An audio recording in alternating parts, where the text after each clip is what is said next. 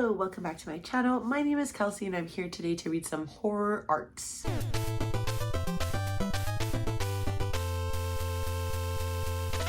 So these past few weeks, I went on vacation to Boston. I got engaged, casual throwaway there. But I did also find time to read some NetGalley arcs. They are always looming upon me. If you're not aware, arcs are advanced reader copies of books. I request them. I have no self-control, as my family can probably attest to for the amount of books I buy. So I'm just the same when I'm requesting arcs, and that is not good. That is not good. But I did manage to read 3 arcs for this vlog that come out in the month of September. When you're seeing this, I think 2 have come out by now, but you know, whatever. The first book I read was The Night Guest by Hilda Notstadter. This follows a young woman named Eden who goes to the hospital because she is experiencing like chronic muscle pain and she can't really understand why. She knows that something is not right, but the doctors sort of dismiss her because like her blood tests come back pretty healthy. All the tests they're doing come back pretty healthy. So there's no real explanation to why she's feeling this way until one night she realizes that she's walked over 40,000 steps in the night, and so Eden is sort of set to figure out why this is happening. The next book I read was Dearest by Jackie Walters. This is a horror book about a young woman who, during the bouts of her postpartum psychosis and depression, opens the door to her long estranged mother, only to invite something a bit more sinister inside to haunt her and her daughter Iris. And the last book I read was Where I End by Sophie White. This is a novella that takes place on a sort of isolated island and follows a teenager named Eileen who has never really left this island. She is sort of forced to take care of her sick and bedbound mother. When a young new mother comes to the island and takes to Eileen, Eileen is sure not to let her go. So I will leave you with that. We will cut back to Kelsey 2 weeks ago,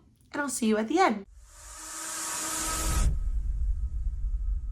Hello, I'm trying to be quiet because my boyfriend is home, and I don't know why I hate recording in front of him. I don't know why I get embarrassed. He knows I do this. He knows I have like over 200 videos. He's been around for all of them. In fact, he's been in them. Also, my hair is a disaster because I'm oil treating it right now. I'm gonna take a shower in a bit, but I did want to come to you and talk about The Night Guest. I just started this and I read about 40 pages, and what happened in the first 40 pages is relatively what happens in the synopsis. So basically this follows a main character who deals with a lot of like chronic arm muscle pain in general. Her body's very tired. She always wakes up exhausted, like no amount of sleep seems to be able to help her. However, when she goes to the doctors, all the doctors sort of dismiss her feelings because like her blood tests come back fine. There's no real diagnosis that they can give her, so they're sort of like dismissing her at this point and not really trying to look into what's wrong with her. So where we are right now in the book, she is seeing a female doctor trying to get like another perspective. Perhaps something could be found that's wrong. But what's interesting is that she went out and bought an like Apple Watch or something similar and is noticing that she walks 40,000 steps while she sleeps. So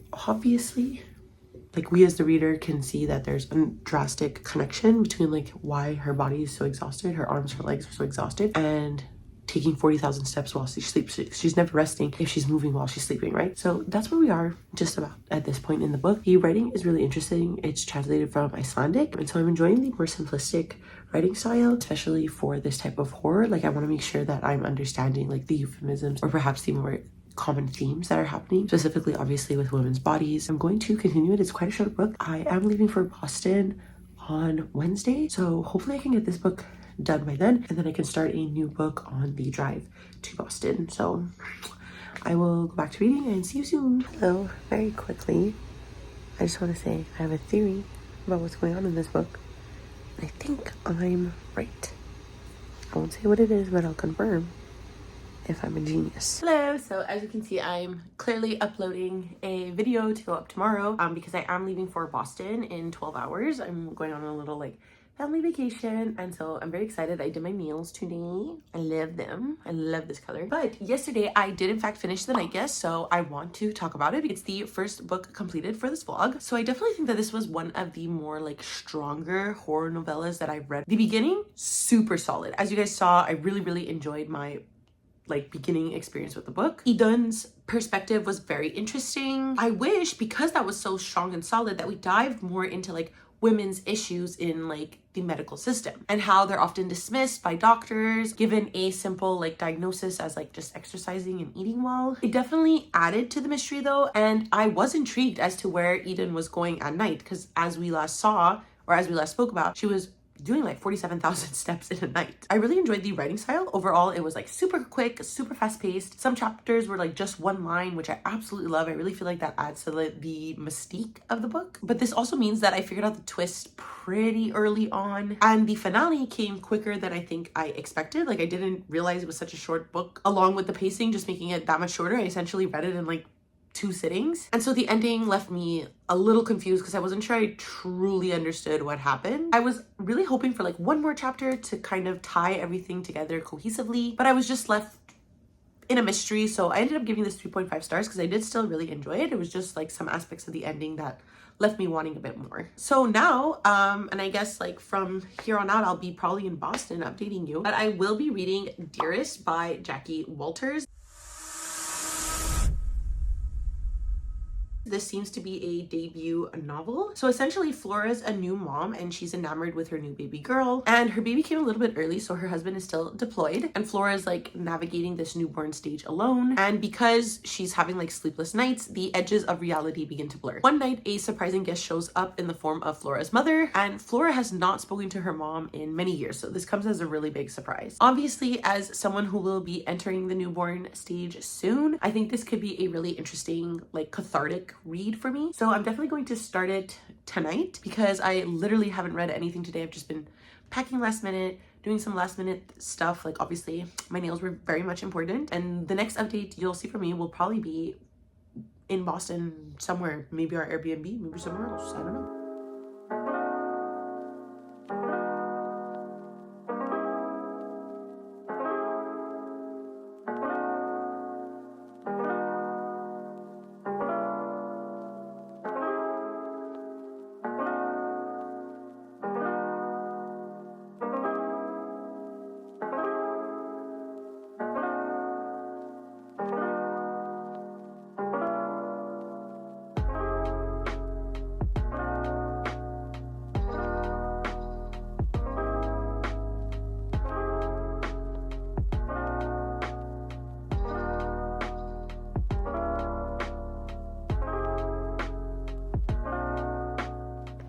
Hello, welcome to the Airbnb. I'm going to try to eliminate the background noise because I know the air conditioner is quite loud in here, but I wanted to give an update because I am 50 pages into Dearest by Jackie something, and most of what's happened so far is what's happened in the synopsis, the beginning of the synopsis. So we're learning about Flora as a main character and her taking care of Iris, her baby, her newborn baby. She is obviously experiencing some delusions because she's up all night with the baby because her husband is stationed away. I don't know how it works for army people, but they're basically away. And so she's taking care of this baby alone. And we learn about a imaginary friend that she had when she was younger named Zephy. And Zephy is coming into these delusions that Flora is having with her baby. And so a lot of them are like typical like newborn trauma delusions that we see in a lot of horror books, like the baby crawling, the baby sucking on the mom's nipple while the mom is sleeping. So all of these fears that come with like not being able to protect the baby side with these more like horrific images, which I think is really interesting. And we just had a scene where the baby is having like beetles come out of her mouth, and then it's only when Flora's imaginary friend from childhood, Zephy, holds on to her that Flora realizes that she was just imagining things and that her baby's like fine. The mother hasn't joined, so in the synopsis it's mentioned that Flora's mom comes back, and that hasn't happened. So I'm very interested to see if this is the real mother or if it's another delusion, which I have a feeling it might be. So that's it for this update. I know I haven't been updating a lot, but I'm just on vacation chilling, so see ya.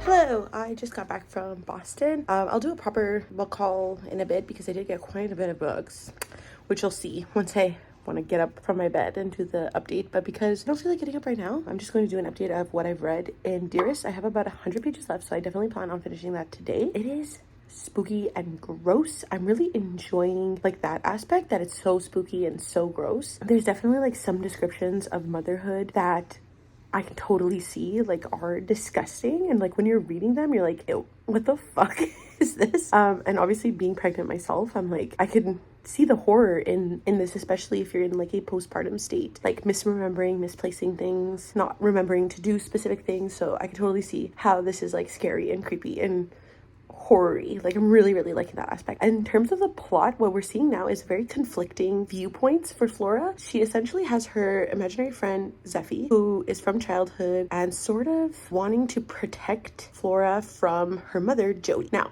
last clip, I had a feeling that Jody wasn't real. I still think that. It's no confirmation yet. There's some like really creepy stuff that's happening with Jody. Specifically, we find out that Jody spent some time in a psychiatric hospital after her daughter was born. So I think the book is sort of implying that perhaps Flora is going through what her mother went through. And then there's also this thrown in elephant tusk that they got when Flora was born. And now Flora has it in the house. So it's like, are these things related? Is it the elephant tusk that's like cursing their family? Is it just a discussion on like postpartum depression and a mother's mental health? Is it something spooky about the house? We don't really know. But surprisingly, for not knowing what I was getting into when opening this book, I'm really enjoying it. I really like it. So I'm going to finish the last 100 pages and see how I feel. Hopefully I enjoy the ending just as much as I've enjoyed the last like 160 pages. And I'll see you later.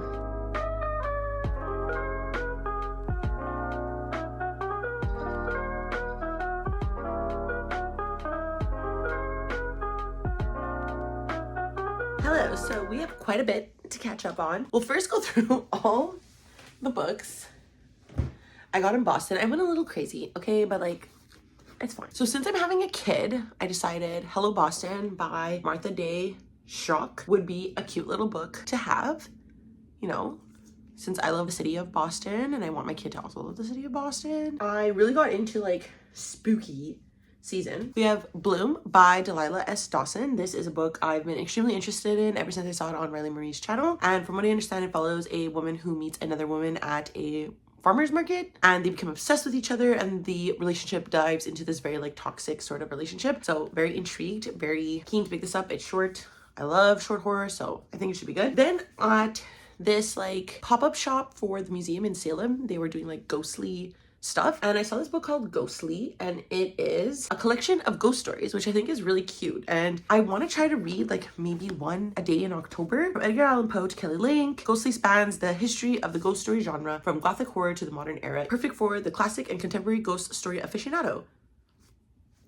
We'll see how it goes. I think it should be like pretty cute. So also inspired, and probably got it in Salem. Yes, I did. I got this at a store called Wicked Good Books. And this is The Delusion of Satan by Frances Hill. This is all about the Salem witch trials that obviously occurred in Salem during the end of the 1600s. And it's about the Puritan village of Salem and like what transpired there. Like I think we all relatively know, but I kind of really want to know like the details about it. I'm fascinated by it, so.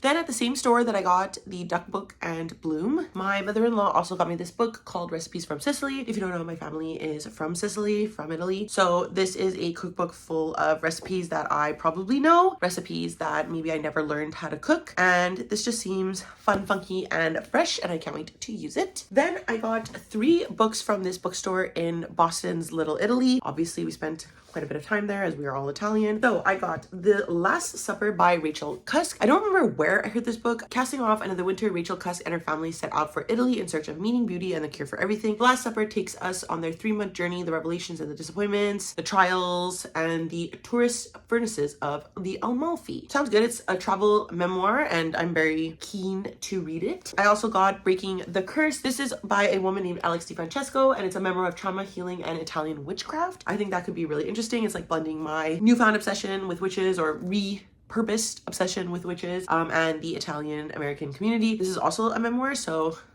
very keen. And then I picked up If on a Winter's Night a Traveler by Italo Calvino. So this turns out to be not one novel, but 10, each with a different plot, style, ambiance, and author, and each interrupted at a moment of suspense. Together they form a labyrinth of literatures, known and unknown, alive and extinct, through which 2 readers, a male and a female, pursue the storylines that intrigue them and one another. So I'm very intrigued. I can't wait to see what the hell that entails. And this is an Italian writer, so it's translated from the Italian by William Weaver. So very keen to pick up some translated fiction. Then I went to Target, and I was at Target and I was like, you know what would be really good to buy from Target right now?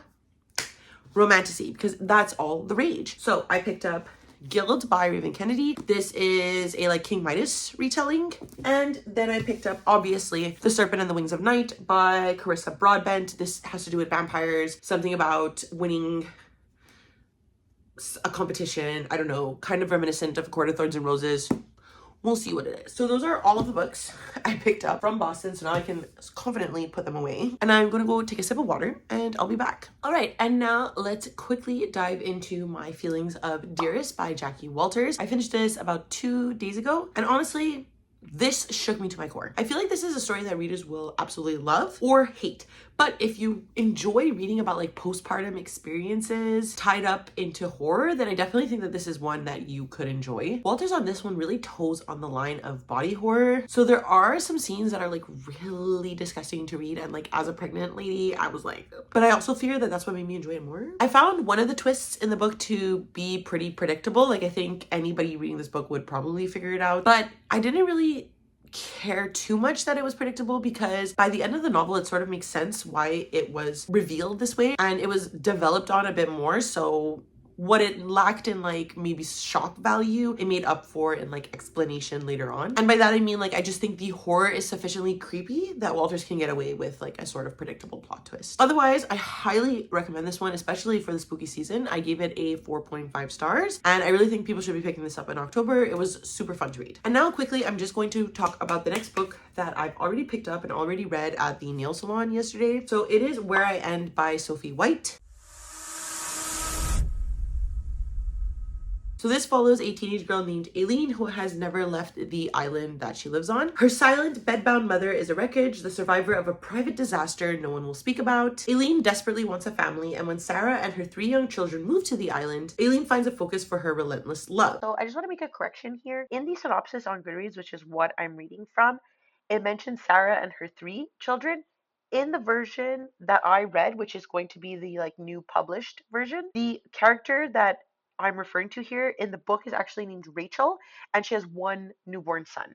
So the synopsis that we have on Goodreads is conflicting with what I actually read, and I think that that might be the reason for my confusion at the beginning. I'm starting to think. Anyways, when I say Rachel later on, I mean this character. We get it? Okay, cool. It's a horror story about being bound by the blood knot of family. So again, we have this like family theme, mother theme. I think it's going to be really, really interesting. So far, it's a tad confusing. I'm about 50 pages in and I'm not sure I really comprehend what's really going on, but I think it's supposed to be like a mystery.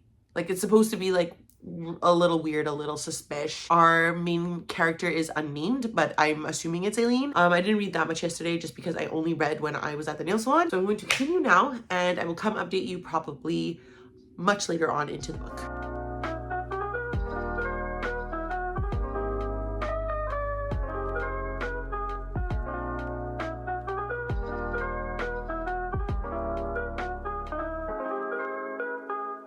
Hello, please ignore this dead plant in the corner. I don't know how to keep plants alive, which is a little concerning considering that I have a growing human in my belly. But you know, like that, they're more demanding babies, I find, than plants, and unfortunately, this doesn't yell at me. So, but I am here to update you on Where I End, just because I figured that I'm going to finish this today. I'm about 150 pages in, so I have about 100 pages left. So I'm expecting to finish this. I'm not particularly enjoying this one as much as I was Dearest. Like it's definitely not keeping me captivated. It could be due to just the more confusing nature and writing style of the novel. I find it to be very like convoluted, but still like a very interesting look at mother-daughter relationships. So basically, they are trapped on this island. Well, they're not trapped, but they're from there. And they're sort of judged by the community and they're like seen as cursed, I guess. And I think the daughter blames the mother. So the mother is bedridden and the daughter and grandmother are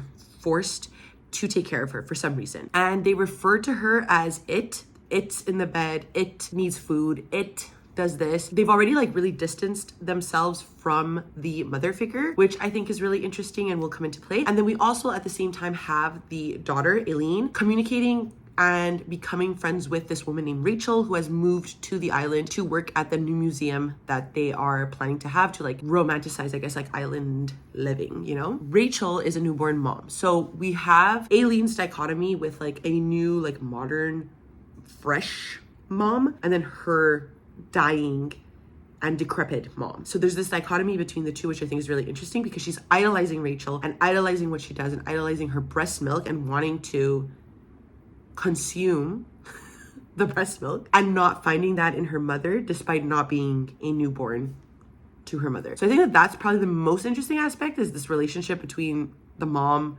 and the daughter, and we'll see what happens. But that's the commentary that I have for right now, and I do plan on just finishing it today, coming to you and ending this vlog. Hello, welcome to the end of the vlog. So let's get into my final thoughts for Where I End by Sophie White. So I know when I last spoke to you, I was talking about how I wasn't really vibing with what was happening, and I think it was mostly due to the confusion I was having with the book. However, the last third of this book, immaculate. I'm really conflicted with my feelings overall with the novel because that last third of the novel was just so good. Almost so good that it like literally made me forget the difficulties that I was having with the beginning of the novel. The strongest aspect for me in this book was definitely White's descriptions. Often they were so vivid, so disgusting that I needed to like really pause and collect myself, which is something that I of course love in novels. I love when imagery makes me like pause and think, because I think that that's just a talent. And I think it's specifically made for the discussion surrounding motherhood and the fragility of it to be really interesting. I also really liked that White looked into the othering of being a woman, being a mother, and how it makes pregnant individuals feel lost and horrific in their bodies. I think what made it hard for me to get into the book in the beginning was probably that a lot of the relationships between the main character and others in the book was a little confusing, and I struggled to really place myself within the plot. But once it clicked and once I was into the story, I absolutely devoured it. I finished it really quickly. I was hooked. I think the ending is really like both satisfying and vague. So I think people are really going to enjoy this. I gave it a 3.5 stars overall. And now let's summarize my overall thoughts on the books for this vlog. I don't know why my brain paused there like that. And now let's just summarize my ratings overall for the 3 books that I read during this vlog. The first book, of course, being The Night Guest by Hildur Knottsdottir, and I gave that 3.5 stars. The next book I read was Dearest by Jackie Walters, which I absolutely loved, favorite of the vlog, and I gave this a 4.5 stars. And then, of course, the last book, Where I End by Sophie White, which I gave a 3.5 stars. So that's it for this vlog. Please let me know down below if you've read any of these books. Did you like them? Did you hate them? Let me know. If you would like to follow me on any of my other social medias, I do leave a link down below to my Twitter, Goodreads, and Instagram if you would like to follow me there. And of course, because it is the end of the vlog, please do not forget to like, subscribe, and ring the notification bell. It does wonders for my channel, makes me feel really good. And that's it. I never know how to end these things, so I will see you next time. Okay, bye!